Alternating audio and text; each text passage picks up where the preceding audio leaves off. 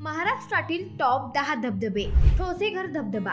सातारा शहरापासून अवघे 25 किलोमीटर अंतरावर ठोसेघर धबधबा आहे. महाराष्ट्रातील सर्वात उंच हा धबधबा आहे, तर भारतातील उंच धबधब्यांच्या यादीत याचा दुसरा क्रमांक आहे. कुंडमळा धबधबा. पुण्याच्या मावळ तालुक्यातील कुंडमळा धबधबा देखील लोकप्रिय आहे. रंधा धबधबा. राजूर भंडारदरा मार्गावरच रंधा धबधबा आहे. मढेघाट धबधबा. पुण्याच्या दक्षिण पश्चिमेला असणारा मढेघाट धबधबा हा लोकप्रिय आहे. राजगड, रायगड, भाटघर धरण आणि तोरणा किल्ल्याच्या मागील बाजूला मढेघाट धबधबा आहे. हा लक्ष्मी धबधबा म्हणून देखील ओळखला जातो.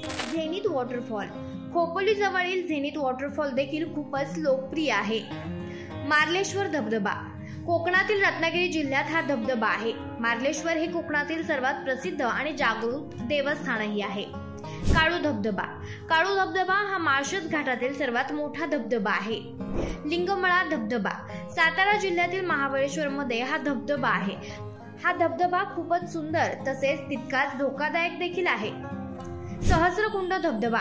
नांदेड शहरापासून अंदाजे 70 किलोमीटर अंतरावर असलेल्या मुरली गावात हा धबधबा आहे.